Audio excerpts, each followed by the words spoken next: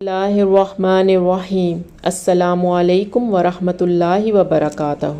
ایک صحابی رات کے وقت سورہ بقرہ کی تلاوت کر رہے تھے اور ان کا گھوڑا ان کے پاس ہی بندھا ہوا تھا۔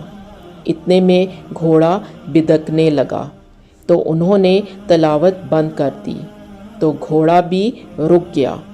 پھر انہوں نے تلاوت شروع کی تو گھوڑا پھر بدکنے لگا۔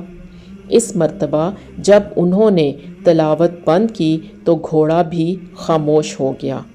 تیسری مرتبہ انہوں نے جب تلاوت شروع کی تو پھر گھوڑا بدکا۔ ان کے بیٹے یحییٰ چونکہ گھوڑے کے قریب ہی تھے، اس لیے اس ڈر سے کہ کہیں انہیں کوئی تکلیف نہ پہنچ جائے، انہوں نے تلاوت بند کر دی اور بچے کو وہاں سے ہٹا دیا۔ پھر اوپر نظر اٹھائی تو کچھ نہ دکھائی دیا۔ صبح کے وقت یہ واقعہ انہوں نے نبی کریم صلی اللہ علیہ وآلہ وسلم سے بیان کیا۔ آپ نے فرمایا، ابن حضیر، تم پڑھتے رہتے، تلاوت بند نہ کرتے تو بہتر تھا۔ انہوں نے عرض کیا، یا رسول اللہ، مجھے ڈر لگا کہ کہیں گھوڑا میرے بچے یحییٰ کو نہ کچل ڈالے، وہ اس سے بہت قریب تھا۔ میں نے سر اوپر اٹھایا اور پھر یحییٰ کی طرف گیا۔ پھر میں نے آسمان کی طرف سر اٹھایا تو ایک چھتری سی نظر آئی جس میں روشن چراغ تھے۔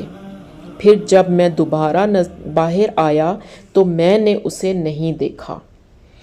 حضرت صلی اللہ علیہ وآلہ وسلم نے فرمایا، تمہیں معلوم بھی ہے وہ کیا چیز تھی؟ اسید رضی اللہ تعالیٰ عنہ نے عرض کیا کہ نہیں۔ حضرت صلی اللہ علیہ وآلہ وسلم نے فرمایا کہ وہ فرشتے تھے، تمہاری آواز سننے کے لیے قریب ہو رہے تھے۔